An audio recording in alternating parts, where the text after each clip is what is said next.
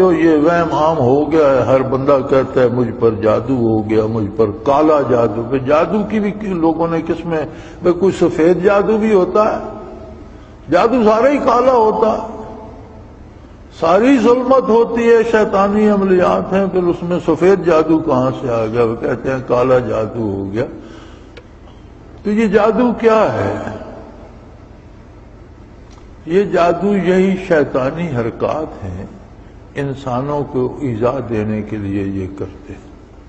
اب ان کا طریقہ کار یہ ہوتا ہے کہ ایک شیطان یا ایک جن نے کسی آدمی کو پکڑ لیا، یا اسے کوئی درد چھیڑ دیا، یا اسے کوئی بیماری لگا دی، اسے پریشان کرنا شروع کر دیا، اسے ڈرانا شروع کر دیا. اب وہ کسی جادوگر کے پاس پہنچا. ہمارے لوگ بڑے ادب سے جادوگروں کو عامل کہتے ہیں، عامل صاحب کے پاس کے بڑے ادب سے نام لیتے ہیں، اس لیے کہ عظمت الہی سے بے بہرہ ہیں. اب وہ آگے جو عامل نام سے بیٹھا ہے وہ خود شیطان ہے. اب اس نے کوئی الٹ سلٹ کوئی کفریہ کلمات پڑھ کے پھونک مار دی، یا کوئی لکھ کے اسے دھواں دے دیا، یہ کر دیا وہ کر دیا، تو شیطان نے اسے، جو شیطان ایذا دے رہا تھا، اس نے اسے تھوڑی سی ریلیف دے دی. اب اس کا یقین ہو گیا کہ یہاں سے مجھے فائدہ ہوا.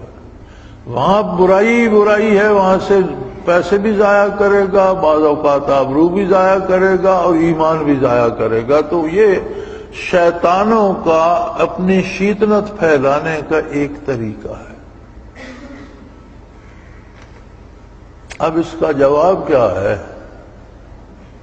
بڑا آسان جواب ہے، جو آپ لوگ اختیار نہیں کرتے. بڑا آسان جواب یہ ہے کہ جب بھی کوئی شیطان تجھے تنگ کرنا چاہے، فاستعذ باللہ.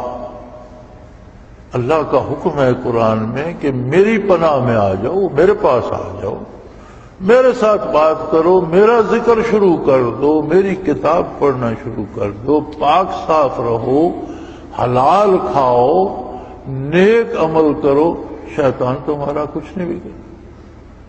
ان عبادی لیس لک علیہم سلطان. ازل سے اللہ نے اس کو بتا دیا تھا کہ جو میرے بندے ہوں گے، ان عبادی، جو میرے بندے ہوں گے، جو پیٹ کے بندے نہیں ہوں گے، جو دنیا کے بندے نہیں ہوں گے، جو حلال حرام مال جمع کرنے والے نہیں ہوں گے، جو اپنی شہرت کے بھوکے نہیں ہوں گے، بلکہ جو میرے بندے ہوں گے، ان پر تیرا کوئی بس نہیں چلے گا. تو بڑا سادہ سا طریقہ ہے، وہی توبہ کرو، جو ہو چکا توبہ کرو. یہ تو بڑی آسان سی بات ہے. کچھ بھی کر چکے ہو، تمہارے گناہ اللہ کی رحمت کو عاجز نہیں کر سکتے. اگر کسی نے زمین اور آسمان کے درمیان کو گناہوں سے بھر دیا ہے تو وہ رحمت الہی کو عاجز نہیں کر سکتا. توبہ کرے گا، یبدل اللہ سیئاتہم حسنات، اللہ برائیوں کو نیکیوں میں بدل سکتا ہے. توبہ کرو اور اللہ کی پناہ میں آ جاؤ. اللہ خیر صلاح، کسی اور علاج کی ضرورت ہی نہیں. لیکن ہم جو اپنے آپ کو بڑا نیک کہتے ہیں، اللہ سے بنا کر رکھنے کو ہمارا بھی دل نہیں چاہتا کہ جب چندہ ہڑپ کرنے لگیں گے تو اللہ روک دے گا، کسی کا مال کھانے لگیں گے تو روک دے گا، اپنی بڑائی کی بات کریں گے، اپنے ہاتھ پاؤں چموانا چاہیں گے تو اللہ روک دے گا. یار ہماری بھی تو کوئی شان ہے، اللہ اللہ ہے، بڑا ہے، لیکن ہم بھی کچھ تو ہیں.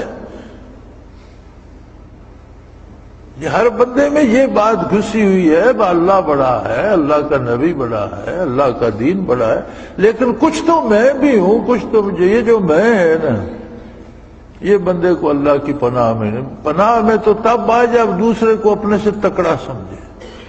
جو خود بڑا ہو وہ کسی کے پناہ میں کیا جائے گا. لہذا شیطانوں کے ہاتھوں میں ہم کھلونا بنے رہتے ہیں، اور یوں بعض اوقات ایمان بھی خطرے میں پڑ جاتا ہے.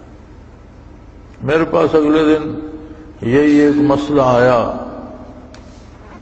جی ہماری اولاد کسی نے باندھ دی ہے، اولاد نہیں ہوتی. میں نے کہا مجھے ایک بات بتاؤ.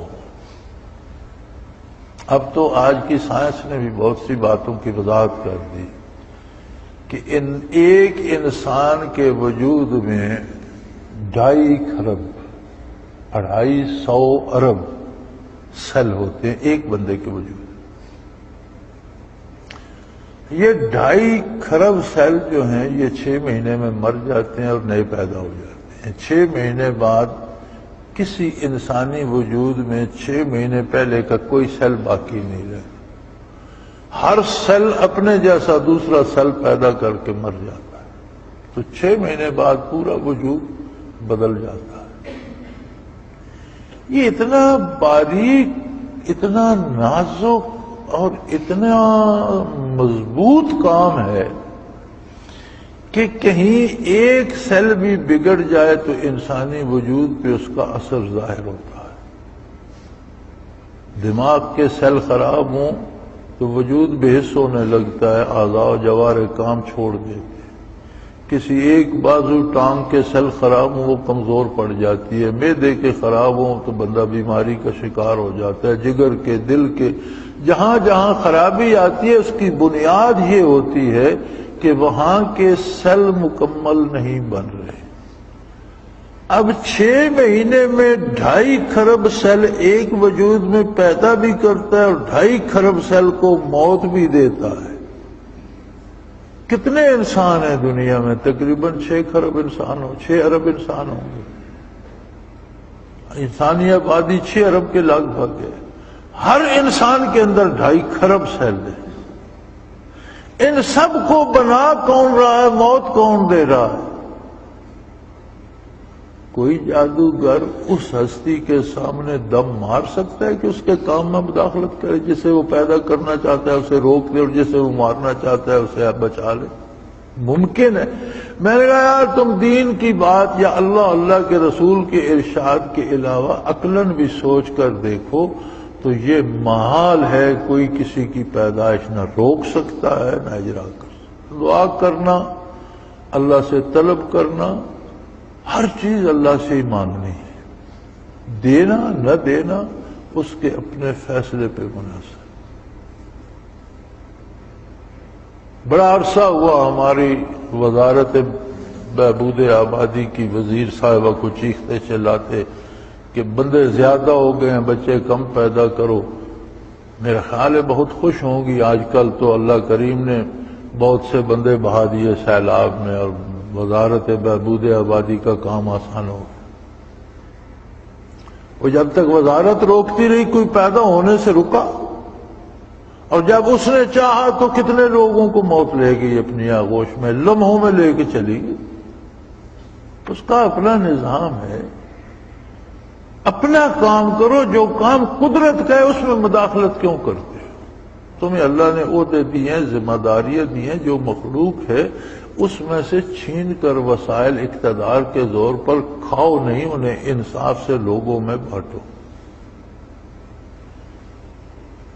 لیکن فرمایا جو نبی کی مخالفت کرتے ہیں انسان ہوں یا جن، دراصل یہ شیطان ہے اور میری مخلوق ہیں، مجھ سے بھاگ کر کہیں نہیں جائیں گے۔ یہ بتا دیا کہ خالق ان کا بھی میں ہوں، لہذا انہیں بھی لوٹ کر میری بارگاہ میں حاضر ہونا ہے۔ اور یہ ایسے اتنے برے ہو جاتے ہیں کہ ایک دوسرے سے باتیں کرتے ہیں تو آپس میں بھی جھوٹ بولتے ہیں۔ شیطان سے بھی وفا نہیں کرتا، سچی بات اسے بھی نہیں بتاتا۔ وہ شیطان انسانوں سے ہو یا جنوں سے ہو، اپنے مطلب کی بات کرتا ہے، جھوٹ بولتا ہے۔